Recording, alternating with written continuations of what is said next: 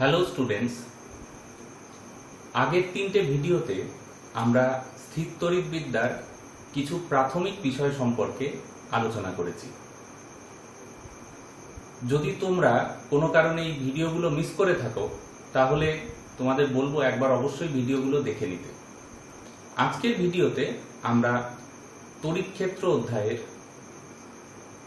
একদম শুরুর যে টপিকটা অর্থাৎ কুলম্বের সূত্র এবং তারপরে উপরিপাতের নীতি সম্পর্কে আলোচনা করব এবং তারপরে এই বিষয়ে একটি গাণিতিক উদাহরণ আমরা দেব। দুটি আধানযুক্ত কণা তাদের মধ্যে কি রকম বল প্রয়োগ করে সেই সম্পর্কে কুলম্বের সূত্রটি আমরা জানতে পারি। কুলম্বের সূত্র থেকে আমরা বলের মান যেমন জানতে পারি তেমন বলের অভিমুখও আমরা জানতে পারি। ধরা যাক দুটি আধান Q1 এবং Q2 শূন্যস্থানে পরস্পরের থেকে r দূরত্বে অবস্থান করছে। এই ডটেড লাইনটা হলো ওদের মধ্যেকার সরলরেখা, সরলরৈখিক দূরত্ব। এই দূরত্বটাকে আমরা r বলছি। তাহলে কুলম্বের সূত্র অনুযায়ী এই আধান দুটির মধ্যে ক্রিয়াশীল স্থির তড়িৎ বল তার মান F সমানুপাতিক এই আধান দুটির গুণফলের গুণফল Q1 Q2 এবং আধান দুটির মধ্যে সরলরৈখিক দূরত্বের বর্গের ব্যস্তানুপাতিক অর্থাৎ r স্কয়ারের ব্যস্তানুপাতিক। অর্থাৎ আমি যদি এই সমানুপাতিক চিহ্ন তুলে দিয়ে সমান সমান করি অর্থাৎ ইকুয়েশনে আনি তাহলে একটা সমানুপাতিক ধ্রুবক k আসবে into Q1 Q2 by r square. এখন লক্ষ্য করো আমরা এটা পেলাম বলের মান, তাহলে বলের অভিমুখ কোনটা হবে? কুলম্ব বলছেন যে বল সব সময় এই সরল রেখা বরাবর ক্রিয়া করবে। কোন সরল রেখা? যে সরল রেখাটা এই চার্জ দুটোর সংযোজক সরল রেখা। অর্থাৎ আমি যদি এই বরাবর এই রেখা বরাবর আমি যদি r ক্যাপ অর্থাৎ একটি ইউনিট ভেক্টর কল্পনা করি তাহলে এই বল ভেক্টর এখানে একটা r ক্যাপ হবে। অর্থাৎ এটা স্থির তড়িৎ বল ভেক্টর, সেটা হবে k into Q1 Q2 by r square into r cap. অর্থাৎ কুলম্বের সূত্র অনুযায়ী এটাই হচ্ছে এই Q1 আর Q2 চার্জ দুটোর মধ্যে ক্রিয়াশীল স্থির তড়িৎ বল। এখন এখানে এই বলটা দেখো Q2 এর উপর যদি আমি Q1 এর বল ধরি তাহলে সেই বলটা যদি এইদিকে প্রযুক্ত হয়, আমরা দুটোই ধনাত্মক আধান ধরে নিচ্ছি, তাহলে বিকর্ষণ বল বাইরের দিকে ক্রিয়া করবে। অর্থাৎ আমরা এই বলকে আমরা বলে থাকি F21, অর্থাৎ 2 নাম্বার চার্জের উপর 1 নাম্বার চার্জের জন্য ক্রিয়াশীল বল। তাহলে Q1 এর উপর Q2 এর জন্য প্রযুক্ত বল হবে ঠিক তার উল্টো দিকে। একে আমরা লিখব F12। লক্ষ্য করো F12 আর F21 এদের মান কিন্তু সমান, এই মান, কিন্তু অভিমুখ দুটো পরস্পরের উল্টো। একই সরলরেখা বরাবর কিন্তু বিপরীত অভিমুখী। তাই আমি যদি ভেক্টর চিহ্ন দিই তাহলে একে অপরের বিপরীত অভিমুখী। লক্ষ্য করো এখানে নিউটনের তৃতীয় সূত্রই কিন্তু ফিরে আসছে। অর্থাৎ এই আধানটা এই আধানের উপর যে বল এই দিকে প্রয়োগ করবে ঠিক তার বিপরীত দিকে এই আধানের উপর বল প্রয়োগ করবে। যদি ধনাত্মক না হয়ে দুটোই ধনাত্মক না হয়ে দুটোই ঋণাত্মক বা একটি ধনাত্মক একটি ঋণাত্মক হয় তাহলেও কিন্তু নিউটনের এই তৃতীয় সূত্র আমরা কিন্তু এখানে দেখতে পাবো, অর্থাৎ স্যাটিসফাইড হবে। এখন এই বলের মান যখন আমরা কোথাও লিখব, এটা তো ডিরেকশন সহ আমরা লিখছি এই সূত্রটা। যদি আমরা লিখি বলের মান কত কোনো চার্জের অ্যারেঞ্জমেন্টের জন্য, তাহলে বলের মান হবে k ইনটু Q1 তার মডিউলাস Q2 তার মডিউলাস বাই r স্কয়ার। লক্ষ্য করো k তো সবসময় একটা সমানুপাতিক ধ্রুবক এবং এটা পজিটিভ সবসময়। k Q1 এবং Q2 যেহেতু চার্জ পজিটিভ এবং নেগেটিভ যে কোনোটাই হতে পারে, কিন্তু যখন আমরা বলের মান নির্ণয় করব তখন কিন্তু চার্জের শুধুমাত্র মান নেব, আমরা কিন্তু প্লাস মাইনাস গুলো লিখব না। কিন্তু যখন ভেক্টর আকারে লিখব তখন কিন্তু আমরা অবশ্যই প্লাস মাইনাস দেব, কারণ সেটা দিয়ে আমরা বলের অভিমুখ নির্ণয় করব। সেই প্লাস মাইনাস সহই বলের অভিমুখ নির্ধারিত হবে। অর্থাৎ বলের মান কিন্তু সর্বদা ধনাত্মক, এটা কিন্তু আমাদের মাথায় রাখতে হবে। এখন দেখা যাক কে এর এককটা কি, এই সমানুপাতিক ধ্রুবক কে। লক্ষ্য করো, কে কে যদি এক পাশে রেখে দিই তাহলে আর স্কয়ারটা এফ এর সাথে গুণ হবে, Q1 Q2 নিচে এসে যাবে। অর্থাৎ সেক্ষেত্রে কে এর একক হবে এফ এর একক অর্থাৎ নিউটন, আর স্কয়ার গুণ হবে অর্থাৎ মিটার স্কয়ার, আর ভাগ হবে Q1 into Q2 that is coulomb -2 to the power -2। এটাই হচ্ছে এসআই একক কে। আর কে এর মান, এটা একক পদ্ধতির উপর নির্ভর করে। কে এর মান হচ্ছে 1 যদি সিজিএস পদ্ধতি হয়, তবে আমাদের বিভিন্ন পরীক্ষায় বা আধুনিক যুগে বেশিরভাগ ক্ষেত্রে এসআই পদ্ধতি ব্যবহার করা হয়। এসআই পদ্ধতিতে কিন্তু কে এর মান 9 প্রায় ইন্টু 10 টু দি পাওয়ার 9 এবং অকেশনালি এটার মান 1/4 পাই এপসিলন 0 এর সমান। এই জন্যে কে এর জায়গাতে আমরা 1/4 পাই এপসিলন 0 ব্যবহার করে থাকি। এপসিলন 0 কে আমরা বলে থাকি শূন্য মাধ্যমের তড়িৎভেদ্যতা।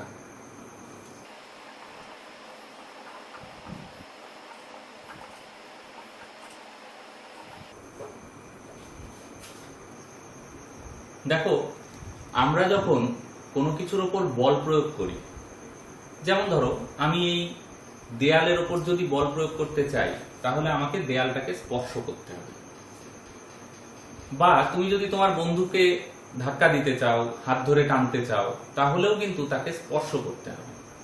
কিন্তু এই ধরনের বল অর্থাৎ স্থির তড়িৎ বল, চৌম্বক বল, মহাকর্ষ বল, এই সব বলের ক্ষেত্রে আমরা দেখেছি যে দুটি বস্তুর মধ্যে স্পর্শ না হলেও তারা একে অপরের প্রতি বল প্রয়োগ করতে পারে। ঠিক একইভাবে দুটো আধানযুক্ত কণা এই স্থির তড়িৎ বল পরস্পরের প্রতি প্রয়োগ করে, তাতে কিন্তু তাদের স্পর্শ করার প্রয়োজন হয় না। এখন প্রশ্ন হলো যে একটা আধান যুক্ত কণা আর একটা আধান যুক্ত কণার উপর কিভাবে বল প্রয়োগ করে। এখানে স্পর্শ না করে এই কথাটা আমাদের মাথায় রাখতে হবে, কারণ এক্ষেত্রে স্পর্শ কিন্তু হচ্ছে না। ধরা যাক এটি একটি শূন্য স্থান, এখানে প্রথম একটি আধান আনা হলো, প্লাস কিউ পরিমাণ আধান আনা হলো। এই আধান আনার জন্য আমাকে কিন্তু কোনো বলের বিরুদ্ধে কাজ করতে হয়নি, অর্থাৎ এই আধানটা কোনো প্রকার বল অনুভব করেনি, কারণ এর আশপাশে কোনো আধান ছিল না, তাই এর উপর স্থির তড়িৎ বল ক্রিয়া করেনি। এখন এই আধানটা যখনই আনা হলো, এনে এই বিন্দুতে বসানো হয়েছে, অর্থাৎ এর আশপাশে এই আধানের একটা প্রভাব তৈরি হয়েছে। প্রভাব তৈরি হয়েছে তার প্রমাণ কি? প্রমাণ এটাই যে আমি যদি আর একটা আধান এখানে আনি, যেটা কিউ আধান, স্মল কিউ, আনার সাথে সাথে কিন্তু এই আধানটি একটি স্থির তড়িৎ বল অনুভব করবে। ধরা যাক বলটা এফ।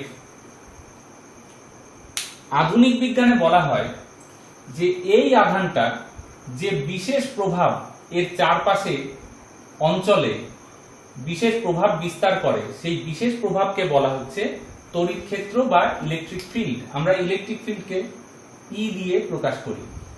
এই ইলেকট্রিক ফিল্ড একটা ভেক্টর কোয়ান্টিটি, অর্থাৎ এই ইলেকট্রিক ফিল্ড আগের থেকেই এই আধানের জন্য এই চারপাশের পরিবেশে ছিল। যখনই দ্বিতীয় আর একটি আধান আনা হয়েছে, তখনই এই তড়িৎ ক্ষেত্র এই আধানের উপর বল প্রয়োগ করেছে। অর্থাৎ এই বিন্দুতে আধানটি আনার আগেও কিন্তু তড়িৎ ক্ষেত্রটা ছিল এই আধানের জন্য। তাই এই আধানটা যেহেতু উৎসের কাজ করেছে, তাই এই আধানটা যে বিন্দুতে বসে আছে একে আমরা বলি সোর্স পয়েন্ট।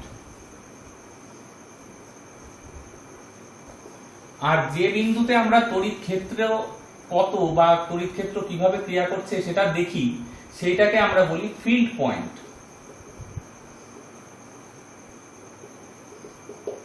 আর যে আধানটাকে আমরা আনলাম, আমরা সাধারণত এটাকে Q0 দিয়ে প্রকাশ করি, একে আমরা বলি টেস্ট চার্জ।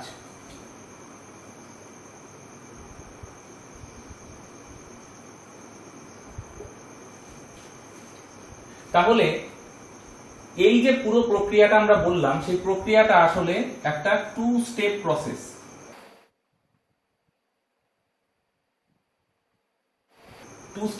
অর্থাৎ দুটো ধাপের প্রক্রিয়া। দুটো ধাপ কি? প্রথম কথা,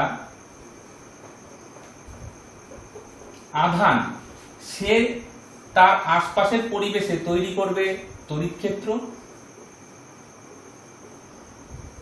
ক্ষেত্র বা ইলেকট্রিক ফিল্ড। সেই ইলেকট্রিক ফিল্ড, আমরা ইলেকট্রিক ফিল্ডকে ই দিয়ে প্রকাশ করি, ই ভেক্টর। সেই ইলেকট্রিক ফিল্ড অন্য আধানের উপর তড়িৎ বল ক্রিয়া করাবে, অর্থাৎ অন্য আধানের উপর তড়িৎ বল ক্রিয়া করাবে, সেই স্থির তড়িৎ বল।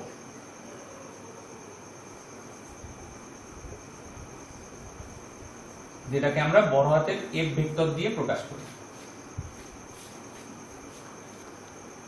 থিওরিটিক্যালি আমরা তো তড়িৎ ক্ষেত্রের অস্তিত্বের কথা আমরা ভাবলাম। এখন আমরা দেখব যে প্র্যাকটিক্যালি তড়িৎ ক্ষেত্র অর্থাৎ ম্যাথমেটিক্যালি তড়িৎ ক্ষেত্র সম্পর্কে আমরা কি ইকুয়েশন আমরা পাবো, অর্থাৎ কিভাবে আমরা তড়িৎ ক্ষেত্রকে ম্যাথমেটিক্যালি ডিফাইন করব। দেখো, তড়িৎ ক্ষেত্র এই পয়েন্টে অর্থাৎ ফিল্ড পয়েন্টে তড়িৎ ক্ষেত্র সমান সমান স্থির তড়িৎ বল বাই আধানের পরিমাণ, টেস্ট চার্জ যেটা আনা হয়েছে তার পরিমাণ, অর্থাৎ electric force per unit charge. একে বলা হবে ওই বিন্দুতে তড়িৎ ক্ষেত্র বা ইলেকট্রিক ফিল্ড ভেক্টর।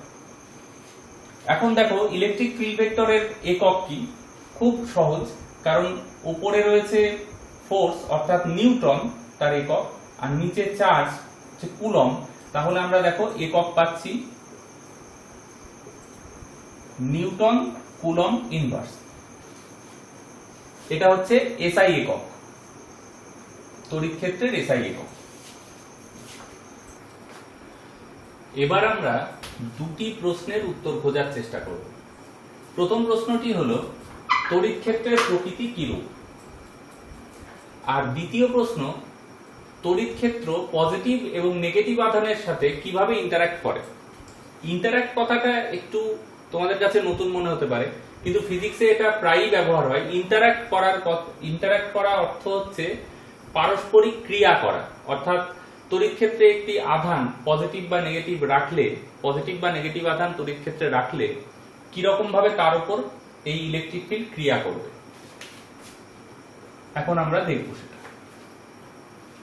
দেখো, একটি ধনাত্মক আধান কে ধরা হয় সে হচ্ছে তড়িৎ ক্ষেত্রের সোর্স, অর্থাৎ পজিটিভ আধান থেকে তড়িৎ ক্ষেত্র সৃষ্টি হয়। অর্থাৎ একটি পজিটিভ আধানকে আমি যদি রাখি, তার থেকে তড়িৎ ক্ষেত্রের ডিরেকশন এরকম ভাবে আমরা আঁকতে পারি, অর্থাৎ রেডিয়ালি আউটওয়ার্ড, অর্থাৎ ধনাত্মক আধান থেকে উৎপন্ন হয়ে তড়িৎ ক্ষেত্র ব্যাসার্ধ বরাবর চারপাশে ছড়িয়ে পড়ে, এবং এই ছড়িয়ে পড়াটা কিন্তু লাইটের বেগে এরকমই ধরা হয়। এখন এই তড়িৎ ক্ষেত্রে, অর্থাৎ ধরো এই রকম জায়গায় আমি যদি একটি ধনাত্মক আধান রাখি, অর্থাৎ কিউ আধান রাখি, তাহলে এটা হচ্ছে তড়িৎ ক্ষেত্রের অভিমুখ ই, এই বিন্দুতে। তাহলে দেখো, এই কিউ আধানকে তড়িৎ ক্ষেত্র কিন্তু তড়িৎ ক্ষেত্রের অভিমুখে প্লাস কিউ আধানকে তড়িৎ ক্ষেত্রের অভিমুখে বল প্রয়োগ করবে। এই অভিমুখে এই ভাবনাটা কেন এলো? কারণ আমরা আগেই জানি যে ধনাত্মক আধান আরেকটি ধনাত্মক আধানকে বিকর্ষণ করে।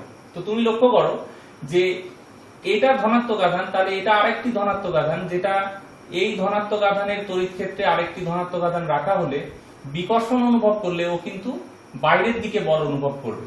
অর্থাৎ তড়িৎ ক্ষেত্র যেদিকে ধনাত্মক আধান কে ওই তড়িৎ ক্ষেত্রে রাখলে সেই দিকেই বল অনুভব করবে, অর্থাৎ তড়িৎ ক্ষেত্রের প্যারালালে বল অনুভব করবে। একইভাবে তড়িৎ ক্ষেত্রে যদি আমি একটি ঋণাত্মক আধান রাখি, ধরা যাক এই বিন্দুতে ঋণাত্মক আধান রাখা আছে -Q, তাহলে তড়িৎ ক্ষেত্রের অভিমুখ এখানে এই অভিমুখে, অর্থাৎ ইলেকট্রিক ফিল্ড এখানে এই অভিমুখে। ঋণাত্মক আধান কিন্তু তড়িৎ ক্ষেত্রের বিপরীত অভিমুখে বল অনুভব করবে, অর্থাৎ এক্ষেত্রে ফোর্সের ডিরেকশন হবে এই দিকে। এবং এখানেও দেখো বিপরীত আধান, বিপরীত প্রকারের আধান পরস্পরকে আকর্ষণ করে, অর্থাৎ এদিকে বল হলেই দেখো আকর্ষণটা আমরা ব্যাখ্যা করতে পারছি। তাই এভাবে কনসেপ্টটা ভাবা হয়। আবার দেখো একটি ঋণাত্মক আধান, সে হচ্ছে তড়িৎ ক্ষেত্রের সিঙ্ক, অর্থাৎ তড়িৎ ক্ষেত্র ঋণাত্মক আধানে এসে শেষ হয়। তো এখানে আমি যদি একটি ধনাত্মক আধান রাখি, এখানে ওই একই নিয়ম লক্ষ্য করো, +Q যদি রাখি তাহলে তড়িৎ ক্ষেত্রের অভিমুখেই এই বল অনুভব করবে, অর্থাৎ এইদিকে ফোর্স অনুভব করবে। সেক্ষেত্রে ঋণাত্মক আধান একে আকর্ষণ করার অভিমুখী হচ্ছে। আর যদি এখানে আমি একইভাবে বল একটি -Q আধান রাখি, তাহলে দেখো এই নেগেটিভ আধান দিয়ে বিকর্ষণ হবে, তাহলে তড়িৎ ক্ষেত্রের বিপরীত অভিমুখে ও বল অনুভব করবে। এবার এসো দেখি একটি বিন্দু আধানের জন্য তড়িৎ ক্ষেত্র কিরকম হয়। ধরা যাক Q আধান এখানে আছে, তার থেকে r দূরত্বে P বিন্দুতে আমরা একটা বড় হাতের R ধরি। P বিন্দুতে একটি টেস্ট চার্জ Q0 রাখা আছে এবং এই সরল রেখা বরাবর একটি একক ভেক্টর r ক্যাপ। তাহলে কুলম্বের সূত্র অনুযায়ী ফোর্স অর্থাৎ স্থির তড়িৎ বল এই দুটো আধানের জন্য, আধানের মধ্যে পারস্পরিক বল 1/4πε0 Q³ divided by r² into r cap. আবার আমরা জানি তড়িৎ ক্ষেত্র P বিন্দুতে অর্থাৎ EP vector equals to F vector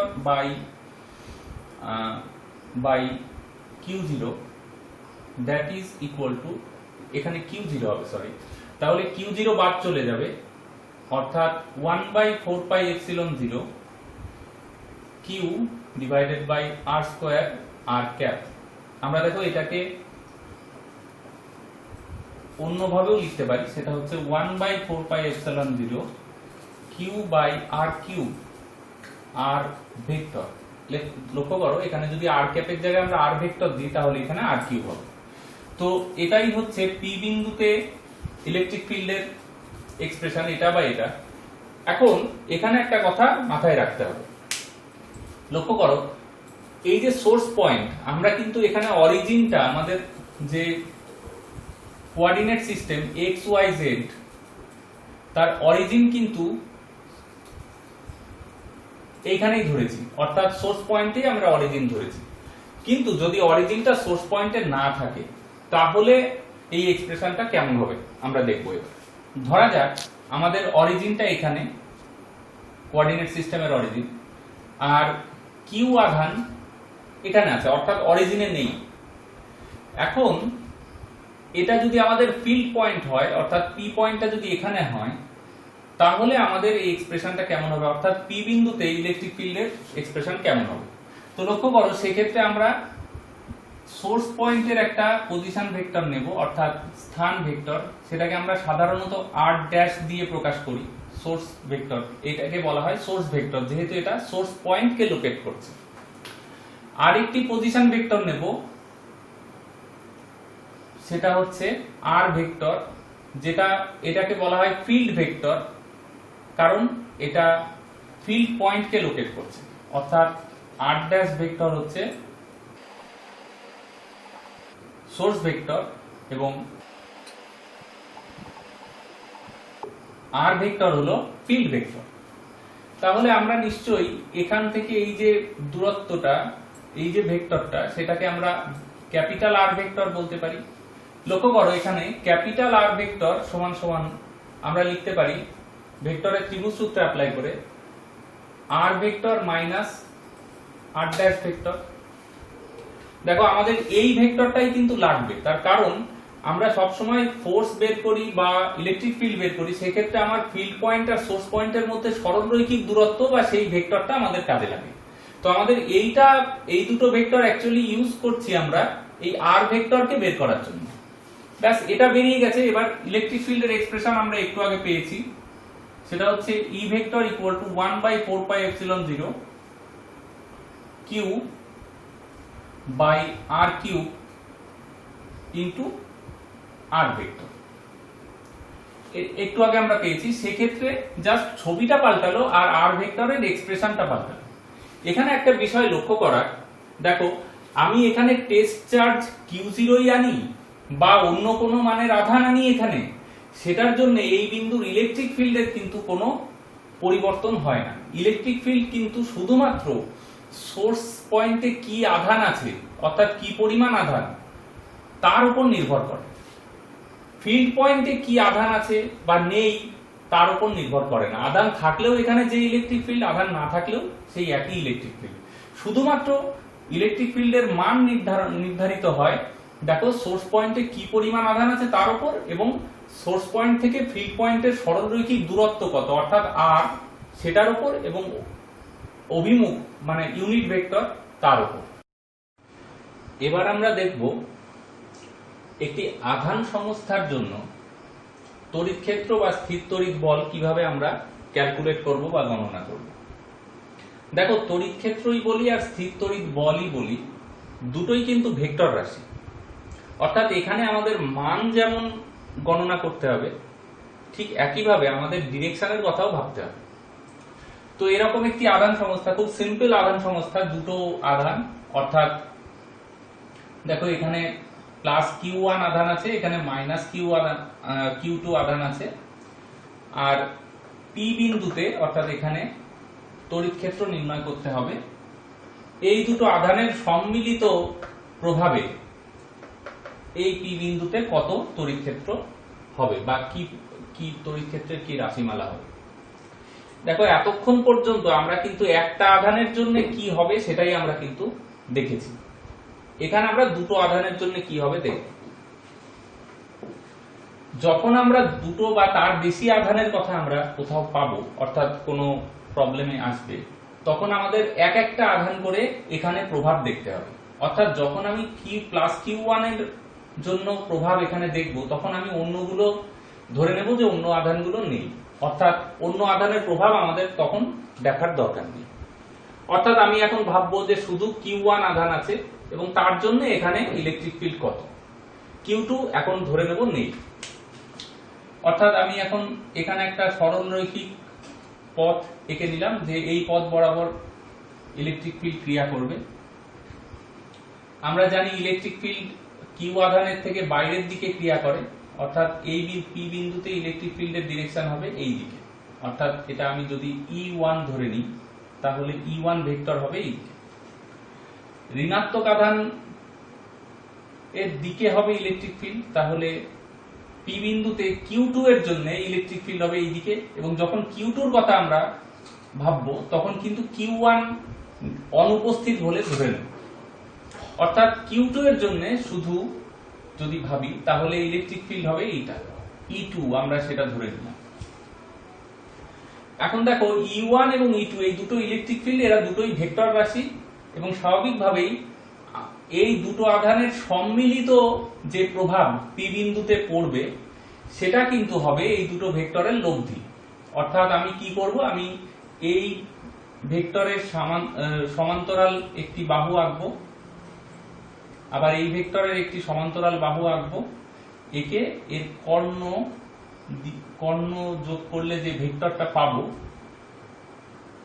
কর্ণবিন্দুদ্বয় যোগ করে, কৌণিক বিন্দুদ্বয় যোগ করে যে ভেক্টর পাবো, সেটা হবে ভেক্টরের সামান্তরিক সূত্র অনুযায়ী, সেটা হবে এই দুটো ভেক্টরের রেজাল্ট্যান্ট অর্থাৎ লব্ধি ভেক্টর, এবং এই ই ভেক্টরই হবে P বিন্দুতে এই দুটো আধানের সম্মিলিত প্রভাব অর্থাৎ ইলেকট্রিক ফিল্ড। অর্থাৎ এক্ষেত্রে আমরা ইলেকট্রিক ফিল্ড পেলাম E ভেক্টর সমান সমান E1 vector plus E2 vector. এভাবে আমাদের একাধিক চার্জ যদি কোথাও থাকে কোনো সিস্টেমে, তাহলে আমাদের এইভাবে একটা একটা করে প্রভাব বের করতে হবে, অর্থাৎ ইলেকট্রিক ফিল্ড বের করতে হবে এবং তাদের পরে ভেক্টর সাম করতে হবে। এবার একই রকম ক্ষেত্রে আমরা যদি দেখি যে কোনো আধান আছে সেখানে এবং সেখানে ইলেকট্রিক ফোর্স বের করতে হবে, অর্থাৎ স্থির তড়িৎ বল বের করতে হবে, সেটা কি রকম হয় লক্ষ্য করুন। একই রকম ধরা যায় প্লাস Q1 মাইনাস Q2, এখানে P বিন্দু, এখানে প্লাস Q0 আধান আছে, কেস চার্জ প্লাস Q0 আধান। তাহলে লক্ষ্য করো প্লাস Q আধান একে বিকর্ষণ করবে, এই বিন্দুতে বিকর্ষণ বল বাইরের দিকে ক্রিয়া করবে, এটা ফোর্স F1। এই ফোর্সের মান কত হবে সেটা আমরা কুলম্বস ল থেকে বের করতে পারবো, that is 1/4πε0 Q1 × Q0 by এই দূরত্বের স্কয়ার, এইভাবে আমরা পাবো, সেটা আমরা আগেই শিখেছি। আবার দেখো এই নেগেটিভ যে চার্জ সে কিন্তু এই বরাবর একে আকর্ষণ করবে, সেটা হবে F2 ফোর্স। একইভাবে এই দুটো ফোর্স দুটো ভেক্টর রাশি, তাহলে এদের ভেক্টর সাম আমরা একইভাবে সামান্তরিক কমপ্লিট করব। তাহলে কর্ণ যে ভেক্টরটাকে নির্দেশ করবে F, সেটাই হবে এই Q0 আধানের উপর এই দুটো আধানের সম্মিলিত প্রভাব, অর্থাৎ F force is equal two, অর্থাৎ Q1 এবং Q2, এই প্লাস Q1 মাইনাস Q2 আধানের জন্য এই Q0 আধানের উপর লব্ধি স্থির তড়িৎ বল is equal to F1 plus F2। লক্ষ্য করো ভেক্টর সাম, যদি এখানে ওই একই সংস্থার P বিন্দুতে যদি একটি ঋণাত্মক আধান আনা হয় মাইনাস Q, তাহলে কি হবে? এখানে একই আধান আছে Q plus Q1 minus Q2, তাহলে দেখো এখানে সেই আকর্ষণ বল ক্রিয়া করবে এই রেখা বরাবর, তাহলে ফোর্স হবে F1, আমরা P বিন্দুটা এই পাশে আঁকি, আর এটা হচ্ছে মাইনাস Q আধান, আর এই রেখা বরাবর লক্ষ্য করো এটা যেহেতু মাইনাস Q আধান, তাহলে এটা এই মাইনাস Q2 আধান দ্বারা বিকর্ষিত হবে, সেটা বাইরের দিকে, F2 বল আমরা ধরে নিচ্ছি। তাহলে লক্ষ্য করো আবারও এখানে আমাদের ভেক্টর সাম করতে হবে, তাহলে সামান্তরিক কমপ্লিট করতে হবে।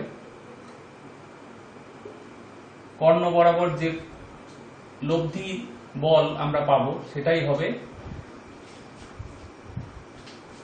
এই Q1 এবং মাইনাস Q2 আধানের জন্য মাইনাস Q আধানের উপর ক্রিয়াশীল লব্ধি বল, অর্থাৎ এক্ষেত্রেও F equals to F1 plus F2। অর্থাৎ আমরা এই তিনটে ক্ষেত্রেই কিন্তু একটা নীতি আমরা দেখতে পাচ্ছি, তিনটে ক্ষেত্রর ব্যাকগ্রাউন্ডে একটা নীতি ক্রিয়া করছে। সেই নীতিটা কি? যে আমরা যদি একাধিক আধানের একটা সংস্থার কথা ভাবি, সেই আধানের সংস্থার জন্য অন্য একটা বিন্দুতে সম্মিলিত ওই আধানের জন্য তড়িৎ ক্ষেত্র বা স্থির তড়িৎ বলের মান আমরা যদি বের করতে চাই, তাহলে আধান সংস্থার প্রত্যেকটা আধানের জন্য আলাদা আলাদা করে ওই বিন্দুতে আমাদের ইলেকট্রিক ফোর্স বা ইলেকট্রিক ফিল্ড বের করতে হবে এবং শেষে তাদের ভেক্টর সাম করলে আমি টোটাল প্রভাবটা, অর্থাৎ লব্ধি যে প্রভাব, অর্থাৎ সেটা ইলেকট্রিক ফোর্সই হোক বা ইলেকট্রিক ফিল্ডই হোক, সেটা পাবো। এই যে নীতি, একেই বলা হচ্ছে উপরিপাতের নীতি, বা ইংরেজিতে বলে প্রিন্সিপল অফ সুপারপজিশন। আমরা দেখে নেব প্রিন্সিপল অফ সুপারপজিশন কি। দেখো উপরিপাতের নীতিতে কি বলা হচ্ছে, একটি আধান Q0 ধরা যাক, এর উপর অপর একটি আধান সংস্থার জন্য ক্রিয়াশীল স্থির তড়িৎ বল ওই আধান সংস্থার প্রতিটি আধানের জন্য পৃথকভাবে প্রথম আধানের উপর, প্রথম আধান বলতে এই আধানটার উপর বলা হচ্ছে, এটা প্রথম আধানের উপর ক্রিয়াশীল বলের ভেক্টর যোগফলের সমান হবে।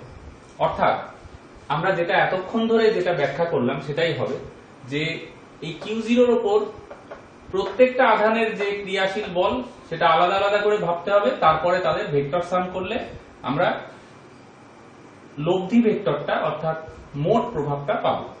এখন এই উপরিপাতের নীতি আমরা এখানে যেটা লিখেছি সেটা হচ্ছে স্থির তড়িৎ বলের উপরিপাতের নীতি। ঠিক একইভাবে আমরা ইলেকট্রিক ফিল্ডেরও স্থির উপরিপাতের নীতি লিখতে পারি। সেখানে আমরা বলের জায়গায় স্থির আমরা বলবো কোনো একটা বিন্দুর তড়িৎ ক্ষেত্রের কথা, সেখানেও ভেক্টর সাম হবে, একইভাবে লেখা যায়। আবার উপরিপাতের নীতি আমরা প্রয়োগ করতে পারি এরপরে আমরা যখন ইলেকট্রোস্ট্যাটিক পোটেনশিয়াল পাবো, পোটেনশিয়ালের ক্ষেত্রেও আমরা প্রয়োগ করতে পারি।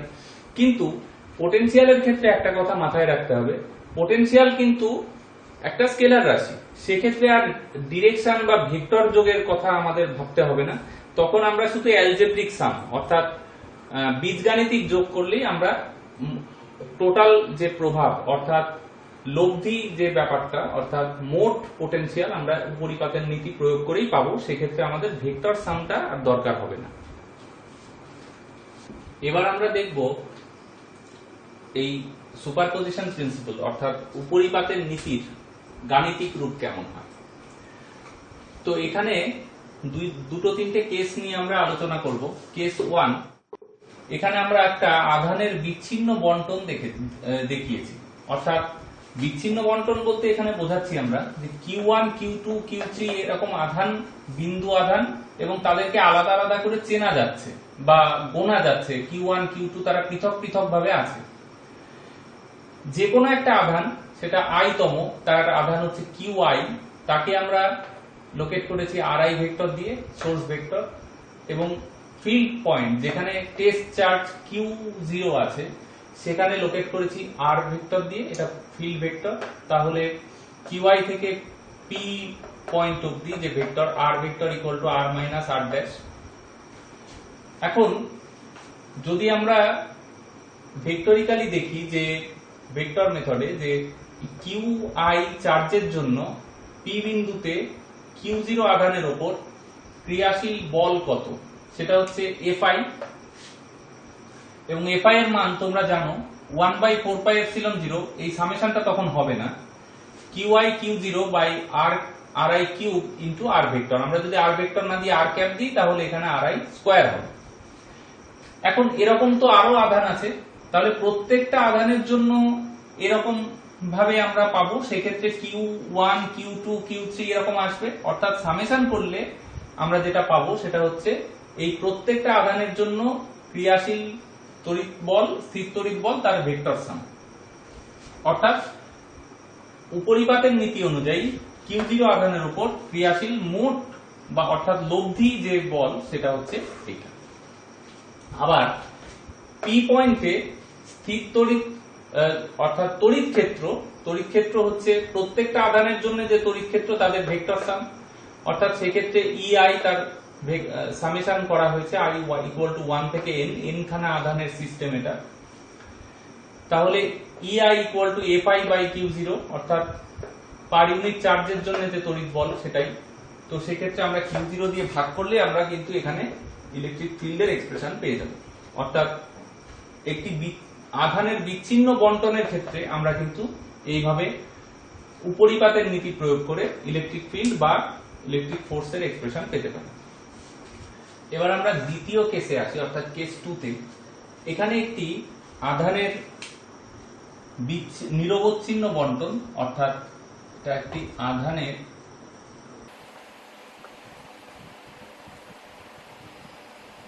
নিরবচ্ছিন্ন বন্টন বলতে আমরা বোঝাই যে এখানে আধানগুলোকে 1, 2, 3, 4 করে আর গোনা যাচ্ছে না। অর্থাৎ আধানগুলো একে অপরের সাথে এমন গায়ে গায়ে অবস্থান করছে যে আধানগুলোকে আমরা পৃথক পৃথক ভাবে গুনতে পারছি না।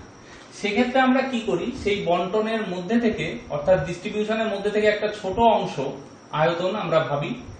সেই আয়তনটা আমরা ভাবছি ডি টাউ, অর্থাৎ এই আয়তনটুকুকে আমরা ভাবছি ডি টাউ। এই ডি টাউ এর মধ্যে অবস্থিত কি পরিমাণ আধান আছে, এই ডি টাউ এর মধ্যে যে আধান আছে সেটা d q. D q equals to rho d tau.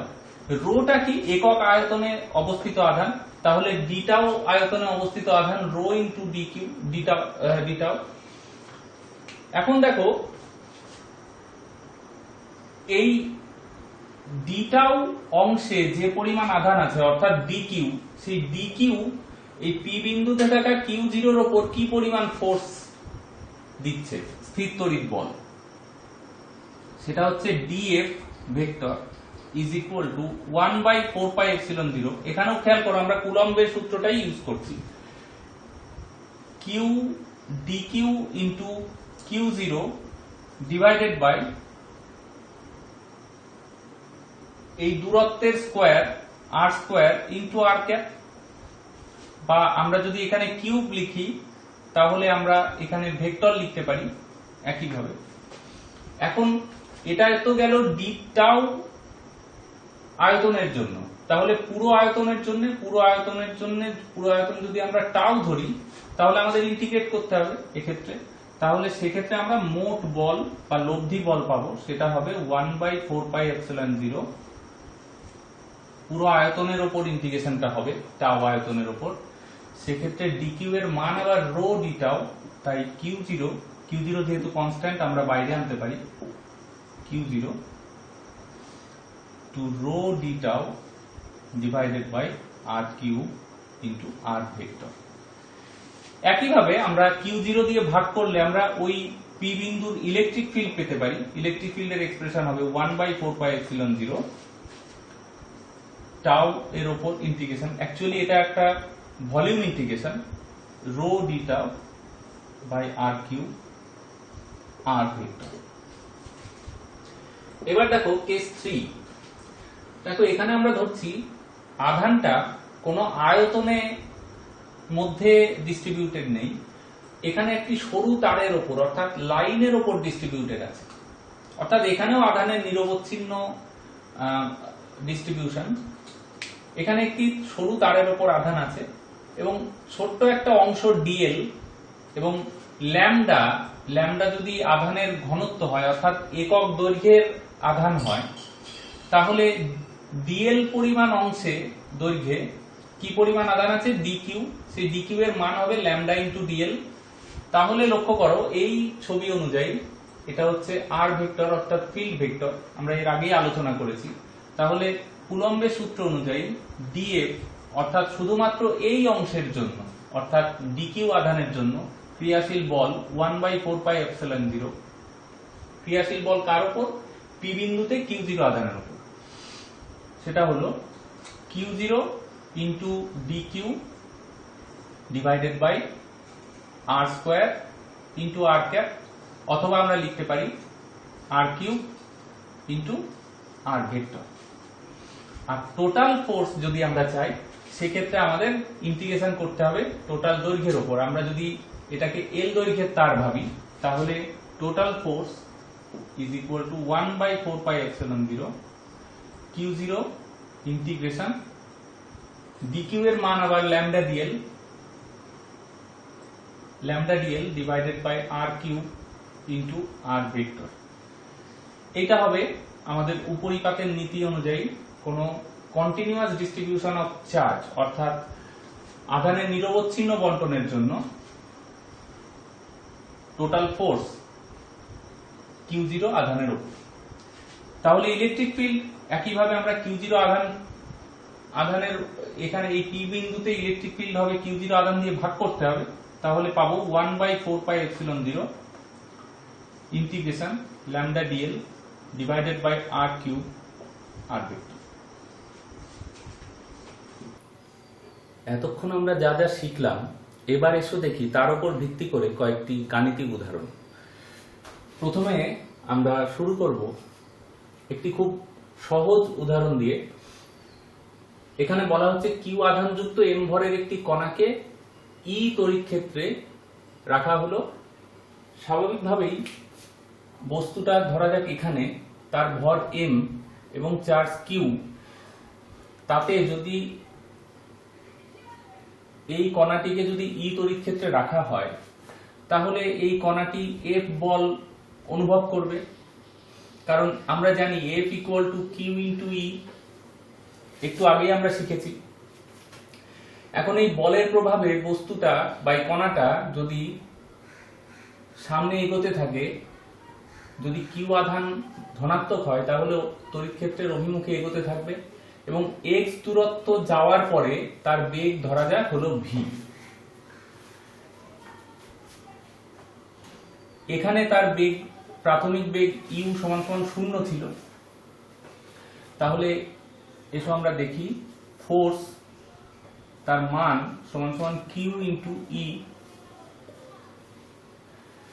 কণাটির ভর যেহেতু এম, তাহলে কণাটির ত্বরণের মান হবে q into e by m. এখন এক্স দূরত্ব যাওয়ার পরে কণাটির বেগ যদি ভি হয়, তাহলে v square equal to u square plus 2f x হবে। ইউ প্রাথমিক বেগ, ইউ এর মান 0, তাই ভি স্কোয়ার সমান সমান 2 ইন্টু, দেখো এফ এর মান q e by m into x. এখন দেখো এক্স দূরত্ব পরে বস্তুটির গতিশক্তি ই কে হলে তার মান হবে half m v square, that is half into m into v স্কোয়ারের মান আমরা এখান থেকে পাবো, that is 2 into q e by m into x.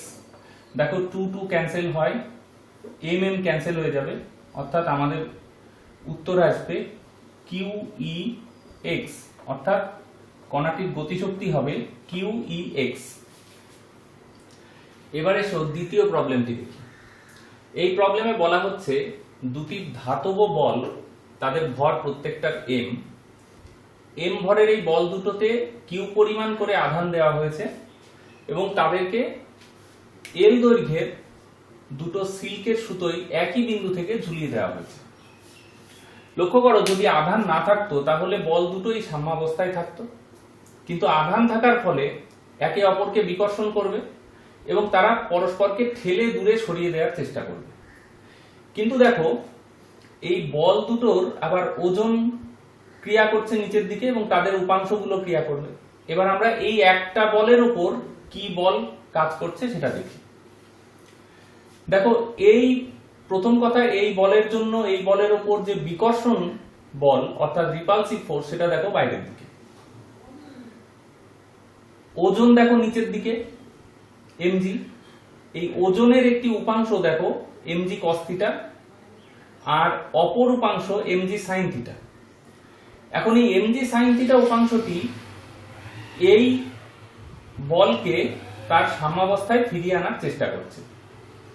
যখন এই বিকর্ষণ বল আর এই এমজি সাইন থিটা দুটো পরস্পরের সমান হবে, সেই পজিশনে এই বল দুটি সাম্যাবস্থায় আসবে এবং সেই অ্যাঙ্গেলটা যদি আমরা থিটা ধরি, তাহলে এই পজিশনে আমরা লিখতে পারি বিকর্ষণ বল 1/4πε0 Q into Q, that is Q square divided by X square equals to MG sine theta. এটা এই ক্ষেত্রে সাম্যাবস্থার শর্ত। এখন দেখো এখানে একটা শর্ত বলা আছে, কিউ এর মান ক্ষুদ্র। কিউ এর মান ক্ষুদ্র হলে বিকর্ষণ বলও ছোট অল্প হবে, বিকর্ষণ বল অল্প হলে থিটার মানও ক্ষুদ্র হবে। সেক্ষেত্রে আমরা এই ত্রিভুজকে একটি সমকোণী ত্রিভুজ ভাবতে পারি। তাহলে পুরো দূরত্বটা যদি এক্স হয়, তাহলে এই লম্ব অর্থাৎ এই ত্রিভুজের এই লম্বটা হবে x/2 আর অতিভুজটা দেখো এল। তাহলে আমরা লিখতে পারি mg ইন্টু সাইন থিটার মান দেখো লম্ব বাই অতিভুজ, that is x/2 divided by এল।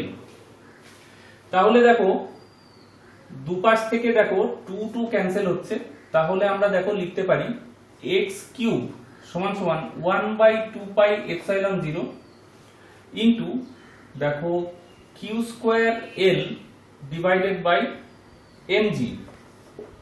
এখান থেকে x এর মান বের করলে হয় x equal to 1/2πε0 Q square L by mg whole to the power 1/3।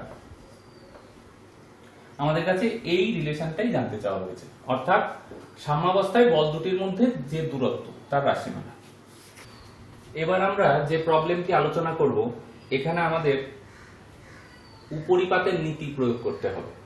লক্ষ্য করো প্রবলেমটিতে বলা হচ্ছে একটি বর্গক্ষেত্র যার প্রতিটি বাহুর দৈর্ঘ্য a আমরা ধরে নিয়েছি এখানে, এর প্রত্যেকটি কর্নারে এইভাবে চার্জ আছে, অর্থাৎ এই কর্নারে small q, capital q, small q এবং ক্যাপিটাল কিউ মানের আধান আছে।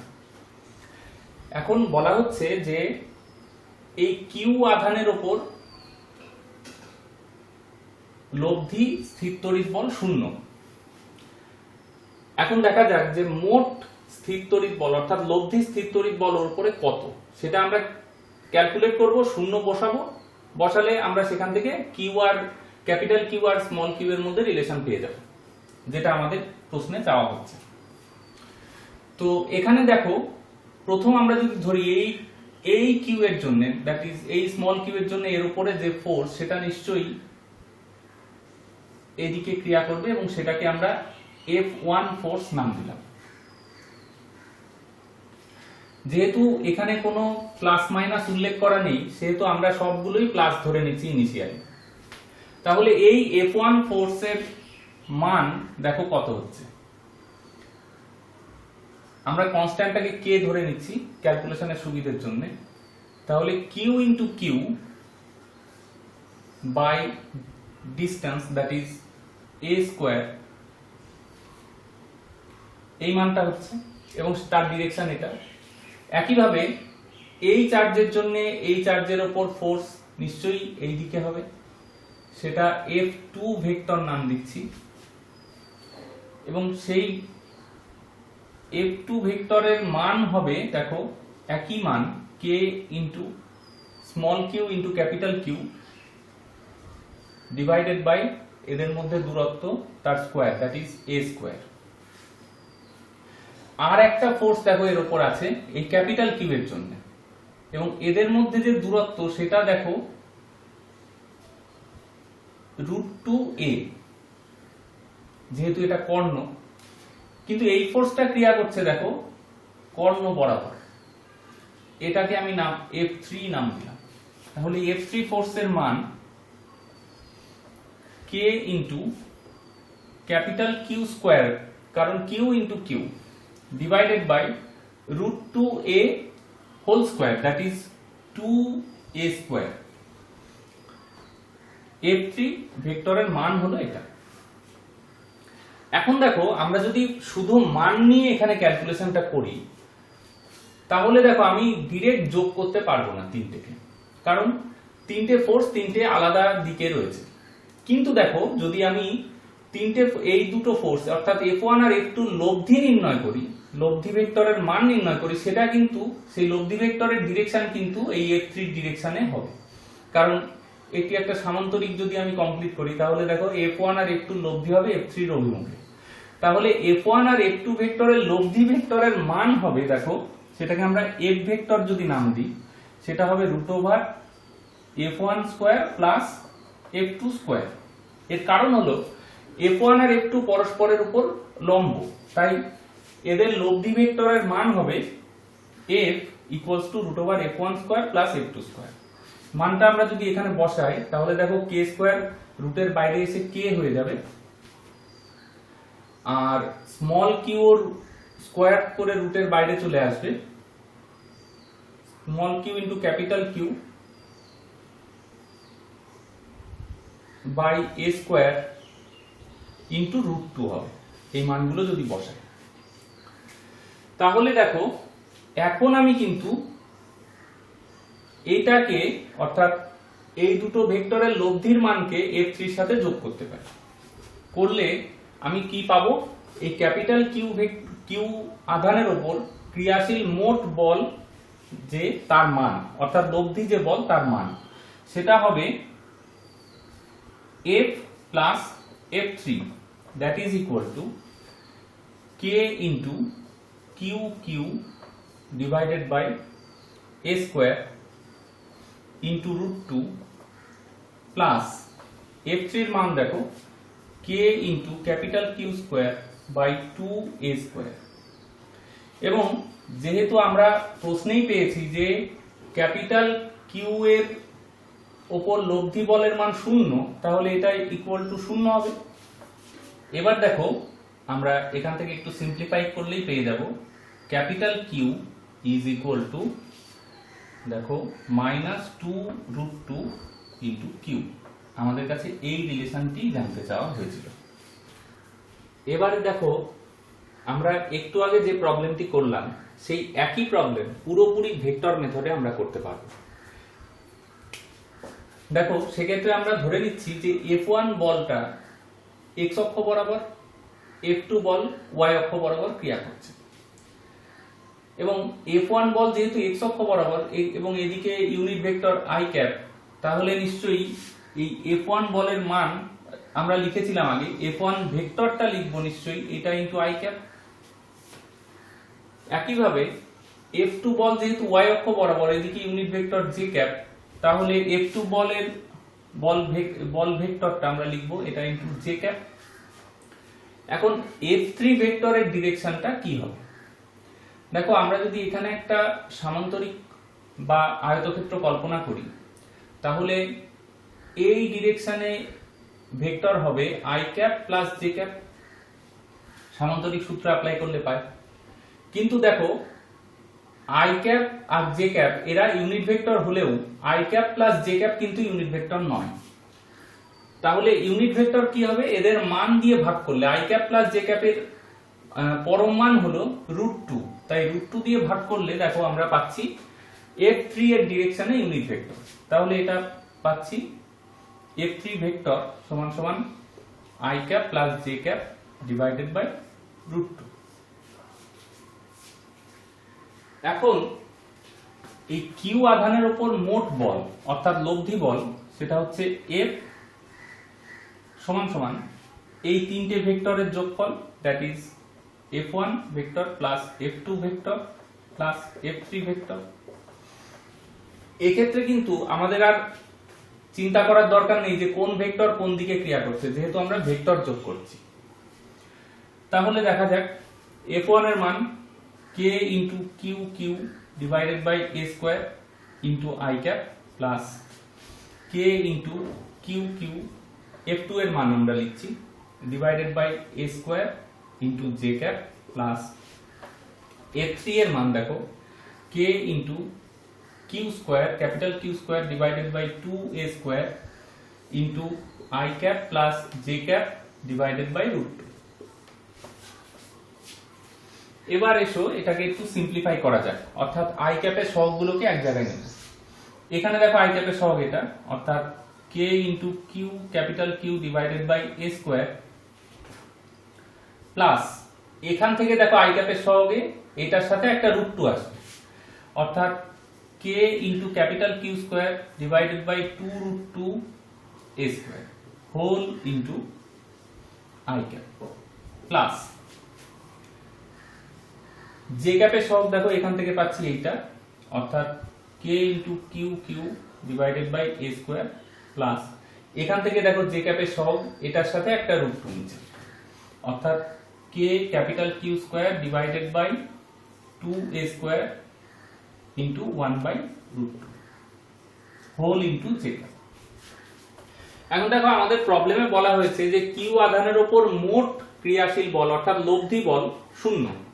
তাহলে এই বল যদি 0 হয় তাহলে নিশ্চয়ই i ক্যাপের সহগও 0 হবে আলাদা করে, j ক্যাপের সহগও 0 হতে হবে। এক্ষেত্রে একটা সুবিধা হলো i ক্যাপ আর j ক্যাপের সহগের মান দেখো সমান অর্থাৎ একই, অর্থাৎ যে কোনো একটাকে 0 করলেই আমাদের কিন্তু হবে। তাহলে এটাকে 0 করে আমরা পাচ্ছি k into Q Q divided by a square plus k into capital Q square divided by 2√2a square equals to 0। অর এখান থেকে দেখো আমরা যদি একটু সিম্পলিফাই করি তাহলে সেই আগের রেজাল্টই পাবো, q equals to -2√2 into small q।